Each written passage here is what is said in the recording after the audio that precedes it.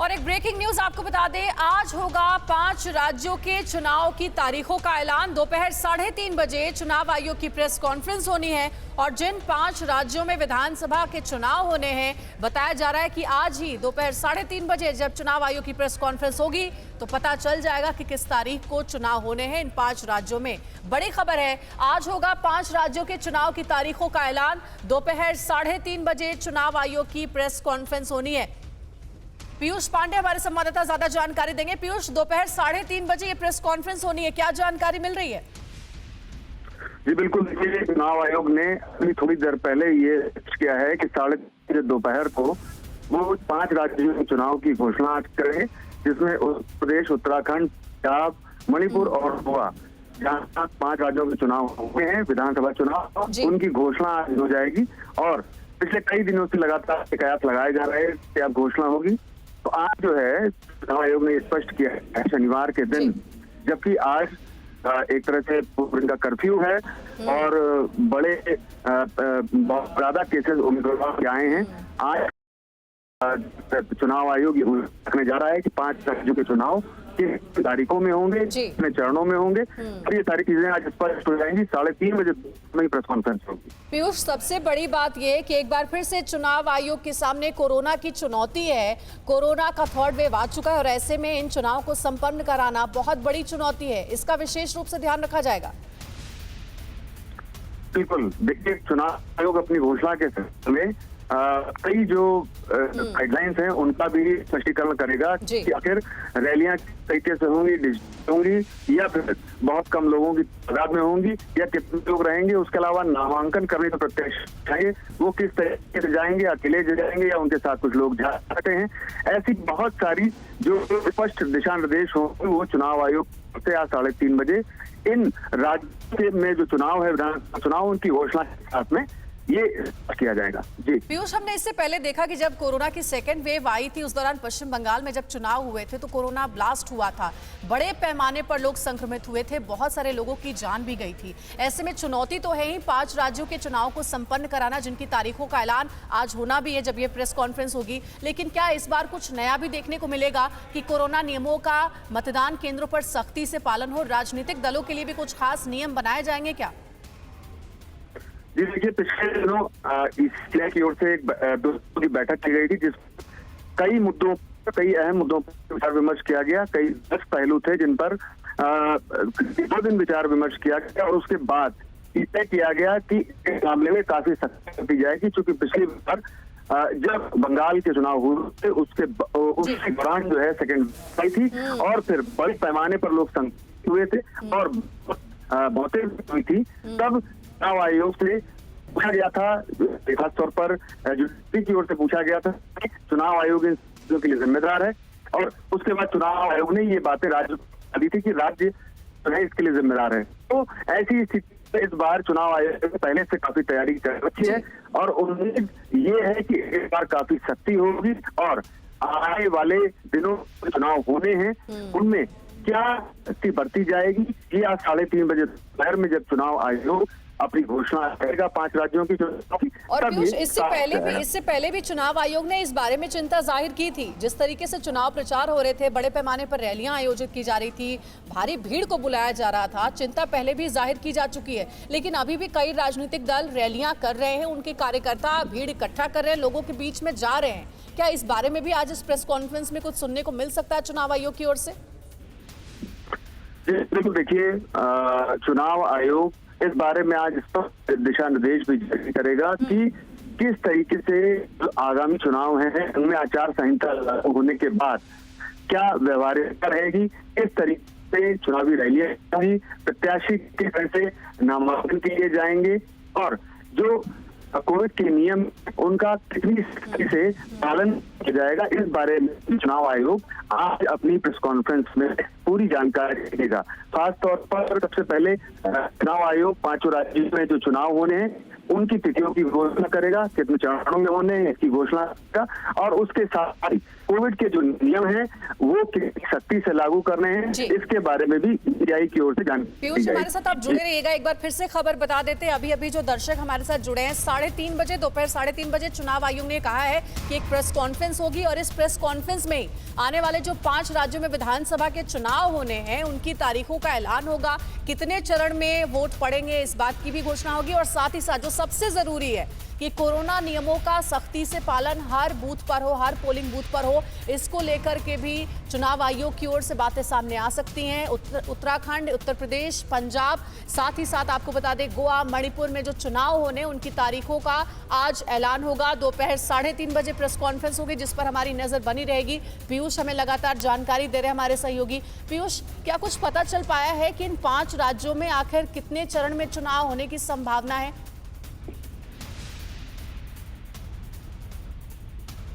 हो सकते हैं। इसके अलावा पंजाब में 2 चरण में, गोवा में 1 चरण में, मणिपुर में 2 चरणों में चुनाव रखे जा सकते हैं और उत्तराखंड में 2 चरणों में चुनाव रखे जा सकते हैं, क्योंकि उत्तराखंड में काफी पर्वतीय क्षेत्र है और वहां पर दुर्गम स्थान भी, जहां पर 2 चरणों में चुनाव पहले भी कराया गया है और इस बार भी यही संभावना है कि 2 चरणों में चुनाव कराए जाएंगे। जब जो उत्तर प्रदेश है वहां 6 से 7 चरणों में चुनाव होंगे और पंजाब में 2 चरणों में चुनाव आयोजित कराए जा सकते हैं। बिल्कुल पीयूष, तो लगातार हमारे सहयोगी जानकारी दे रहे हैं। आज इंतजार खत्म होने वाला है, 5 राज्यों में विधानसभा चुनाव की तारीखों का ऐलान होगा। चुनाव आयोग ने तैयारी कर ली है पूरी, कितने चरणों में चुनाव होगा इसके बारे में भी आज ही पता चल पाएगा। दोपहर 3:30 बजे ये प्रेस कॉन्फ्रेंस चुनाव आयोग की ओर से होगी। उत्तराखंड, उत्तर प्रदेश, पंजाब, गोवा, मणिपुर, लगातार आप देख रहे हैं कि इन राज्यों में चुनाव प्रचार तेजी के साथ हो रहा है। सभी राजनीतिक दल पूरी ताकत झोंक रहे हैं अपने इन राज्यों में चुनाव जीतने के लिए, चुनाव प्रचार में जुटे हुए हैं। हालांकि कई ऐसे नियम इस बार बनाए गए हैं चुनाव आयोग की ओर से जिसमें यह कहा गया है, राजनीतिक दलों के साथ इससे पहले चुनाव आयोग ने बैठक भी की थी और उस बैठक में इस नतीजे पे भी पहुंचा गया था कि कोरोना का संक्रमण तेजी से बढ़ रहा है, इसलिए कोशिश ये की जानी चाहिए कि चुनावी रैलियों को वर्चुअली संबोधित करें, वर्चुअली लोगों को संबोधित करें, भीड़ इकट्ठा ना करें जिससे कि संक्रमण का खतरा ना बढ़े। 5 राज्यों के चुनाव की तारीखों का आज ऐलान होना है और 5 राज्यों में चुनावी बिगुल आज ऐलान होने के साथ साथ ही बच जाएगा। बहुत कुछ बीते दिनों घटनाक्रम हुआ है जिस पर लगातार आप देख भी रहे अपडेट। पंजाब में आपने देखा कि क्या हुआ, पीएम की सिक्योरिटी से चूक और खिलवाड़ को लेकर के लगातार इस पर अभी भी बवाल हो रहा है, विवाद चल रहा है। पीयूष हमारे संवाददाता हमारे साथ बने हुए। पीयूष, और क्या क्या सावधानियां इस बार के चुनाव में बरती जाएंगी कोरोना को देखते हुए? चुनाव आयोग ने कैसी तैयारी की है, क्योंकि हमने देखा कि कोरोना तो पिछले 2 साल से है, विधानसभा चुनाव भी हुए कई राज्यों में और उस दौरान परेशानियां भी कई तरीके की थी और बड़ी चुनौती थी मतदाताओं को सही तरीके से कोरोना नियमों का पालन कराते हुए वोट डलवाने की, जिसका काफी हद तक पालन हुआ भी था। सबसे बड़ी बात यह है कि चुनाव के मद्देनजर इस बार 4 राज्यों में चुनाव आयुक्त ने क्या कहते हैं विजिट किया और इसके अलावा वहां पर राजनीतिक दलों के साथ बैठक भी की है।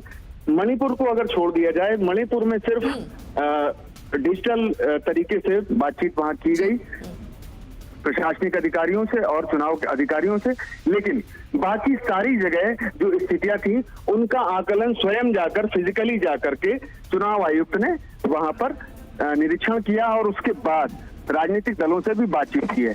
तो कार्यक्रम ये घोषणा करने से पहले, चुनाव की घोषणा करने से पहले पूरी तैयारी इस बार चुनाव आयोग की ओर से की गई है और अभी 3:30 बजे दोपहर को जब ये घोषणा की जाएगी तो स्पष्ट हो जाएगा कि चुनाव आयुक्त की ओर से कितनी सटीक तैयारी की गई है। जी बिल्कुल, शुक्रिया आपका पूरी जानकारी देने के लिए। इस वक्त हमारे 2 सहयोगी हमारे साथ जुड़ गए हैं, मनीष हमारे साथ जुड़ गए हैं लखनऊ से और साथ ही मोहित मल्होत्रा भी हमारे साथ जुड़ गए हैं चंडीगढ़ से। दोनों का रुख करेंगे, दोनों से बात करेंगे। सबसे पहले मनीष के पास चलते हैं। मनीष, दोपहर 3:30 बजे चुनाव आयोग ने पूरी तैयारी कर ली है, आज 5 राज्यों में होने वाले विधानसभा चुनाव की तारीखों का ऐलान हो जाएगा। देखिए, बिल्कुल यूपी इंतजार कर रहा था, सभी पॉलिटिकल पार्टियां इंतजार कर रही थी। कोरोना का खतरा है और उसके बीच चुनाव की तारीखों का ऐलान किया जाना है। अब कोरोना से बचने के लिए क्या कुछ इंतजाम रहेंगे, ये देखने वाली बात होगी। और चूंकि उत्तर प्रदेश बड़ा राज्य है, ऐसे में बीते अगर विधानसभा चुनावों को देखें तो लगभग 7 से लेकर 8 फेज में चुनाव यहाँ पर होते रहे हैं। अमूमन तौर पर शुरुआत पश्चिमी उत्तर प्रदेश से होती है। जो विधानसभा का क्रमांक होता है विधानसभा क्षेत्र का, उसमें सहारनपुर जिला, जो कि पहला जिला माना जाता है उत्तर प्रदेश का, वहाँ की नकुड़ विधानसभा सीट से चुनाव की शुरुआत होती है और जो पूर्वांचल तक जाती है। लेकिन इस बार कई पॉलिटिकल पार्टीज, खासतौर पर बीजेपी ने मांग की थी कि इस बार चुनाव की शुरुआत पूर्वांचल से होनी चाहिए। तो इन चीज़ों को ध्यान में रखते हुए चुनाव आयोग क्या फैसला करता है, कितने फेज में चुनाव होते हैं और कहाँ से इसकी शुरुआत होती है। चूँकि पश्चिमी उत्तर प्रदेश एक ऐसा इलाका माना जाता है जहाँ पर किसान आंदोलन के चलते बीजेपी की जैसी चर्चाएं हैं कि बीजेपी की स्थिति उतनी मजबूत नहीं रही जैसी 2017 के विधानसभा चुनावों में थी। तो ऐसे में अगर वहाँ से चुनाव की शुरुआत होती है तो उसका असर पूर्वांचल तक जाएगा और पूर्वांचल तक अगर ये असर जाएगा तो बीजेपी की स्थिति कमजोर हो सकती है। तो ऐसे में बीजेपी ने पूर्वांचल से चुनाव की शुरुआत करने की मांग की थी। तो अब चुनाव आयोग तय करेगा कि कितने फेज में चुनाव होना है। चूँकि सुरक्षा को ध्यान में रखते हुए लगातार जिस तरीके से उत्तर प्रदेश में एक्टिविटी रही हैं, तो ये चुनाव आयोग के लिए बहुत बड़ी चुनौती होती है कि उत्तर प्रदेश में शांतिपूर्ण ढंग से चुनाव को करवाना। तो पूरा जो इंतजाम होता है पैरामिलिट्री फोर्सेस, चुनौतीपूर्ण तो है ही। गोवा की जानकारी देने के लिए मयूरेश भी हमारे साथ जुड़ गए हैं और मोहित पंजाब की जानकारी देंगे। मोहित के पास चलते हैं। मोहित, पंजाब में कैसी तैयारियां हैं, क्योंकि अब आज 3:30 बजे प्रेस कॉन्फ्रेंस होगी, उसके बाद पता चल जाएगा कितने चरणों में कहां-कहां चुनाव होने हैं।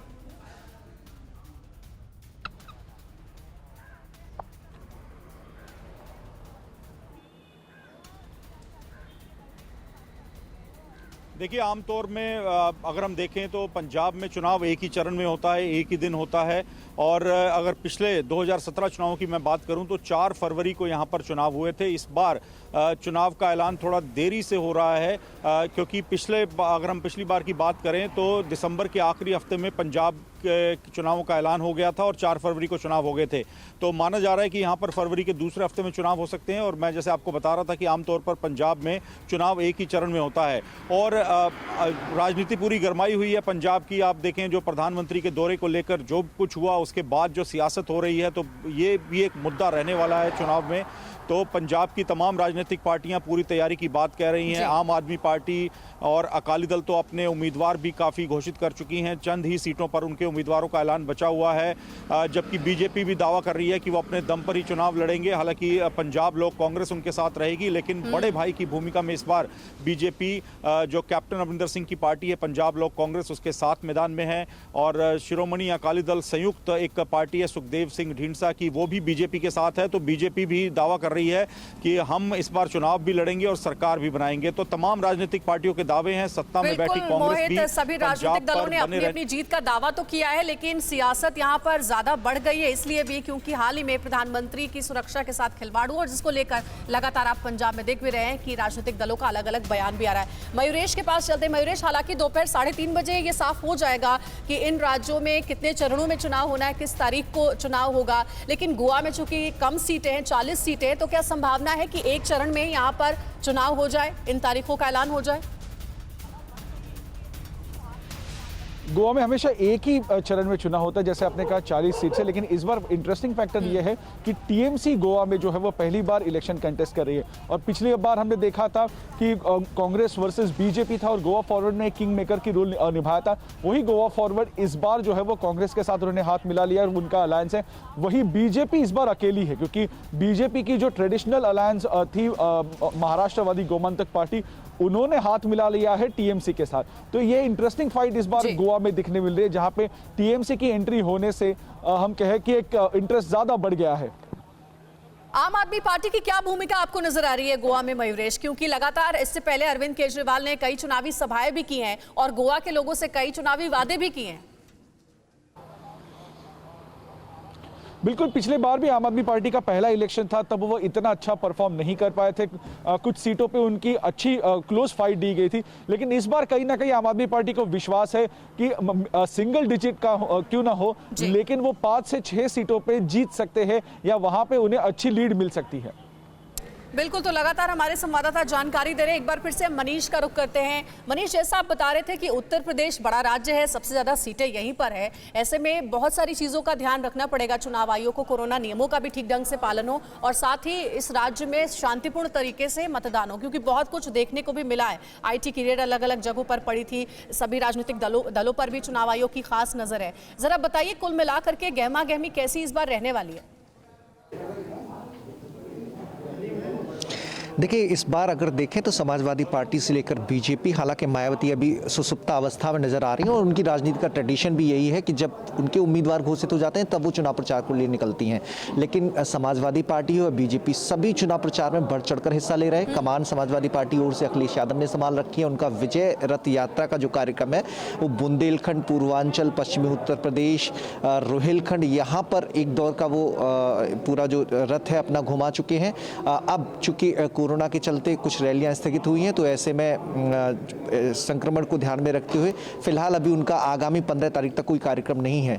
बीजेपी भी लगातार, चाहे योगी आदित्यनाथ हो या फिर सेंट्रल की लीडरशिप हो, लगातार उत्तर प्रदेश में दौरे होते रहे। घोषणाओं का दौर चला, शिलान्यास लोकार्पण का दौर चला है और कमोबेश योगी आदित्यनाथ जितना अपने मुख्यमंत्री के कार्यकाल में सभी जिलों में घूमे होंगे, उससे कई राउंड ज़्यादा बीते करीब 2 महीने में उनके सिलसिलेवार तरीके से देखें तो हर जिले में उनकी मौजूदगी रही है। हर जिले में वो दौरा कर चुके हैं। टैबलेट वितरण से लेकर जो सरकारी योजनाएं उनका उद्घाटन, शिलान्यास, लोकार्पण, इस तरह के कार्यक्रम कर चुके हैं। तो अपनी पार्टी की ओर से मजबूत उपस्थिति दर्ज कराने के लिए, जनता का दिल जीतने के लिए योगी आदित्यनाथ सक्रिय भूमिका में नजर आ रहे हैं। पूर्व मुख्यमंत्री अखिलेश यादव भी पूरी कोशिश कर रहे हैं। प्रियंका गांधी भी उत्तर प्रदेश के दौरे, उनके जब चुनावी दौर की शुरुआत हुई थी, चुनाव प्रचार की शुरुआत हुई थी, तो उत्तर प्रदेश में दौरे बड़े हैं। लेकिन इन दिनों उन्होंने वर्चुअल रैली के जरिए जनता तक पहुंचने का जो अभियान शुरू किया है, उसका आज से कांग्रेस पार्टी ने यह फैसला लिया है कि वर्चुअल रैली करेगी। उत्तराखंड की जानकारी देने के लिए किशोर, हमारे सहयोगी, हमारे साथ लाइव जुड़ गए हैं। किशोर, आज दोपहर 3:30 बजे चुनाव आयोग प्रेस कॉन्फ्रेंस करेगी, चुनाव की तारीखों का ऐलान करेगी और उसके बाद से आचार संहिता भी लागू हो जाएगी। ऐसे में सभी राजनीतिक दलों ने अपनी पूरी तैयारी कर ली है क्या उत्तराखंड चुनाव फतेह करने के लिए? बिल्कुल, लगातार अगर आचार संहिता की बात करें तो आज संभवतः आचार संहिता 3:30 बजे लग जाएगी। उससे पहले चाहे कांग्रेस हो या बीजेपी हो, दोनों ही पार्टियों ने अपनी पूरी तैयारियां कर चुकी है, रैलियां कर चुकी है। हरीश रावत अगर बात करें तो हरीश रावत ने लगातार जनसभाएं की है, छोटी छोटी जनसभाओं में रोड शो किए है, इसके साथ लोगों से संपर्क किया है। पूरी लीडरशिप काम कर रही है। वहीं दूसरी तरफ सत्तारूढ़ भाजपा ने भी अपनी तमाम रैलियां करी है। प्रधानमंत्री के यहाँ पे दौरे हुए थे, अमित शाह यहाँ पर आए थे, राजनाथ सिंह आए थे, कृषि मंत्री तोमर यहाँ पर पहुंचे थे।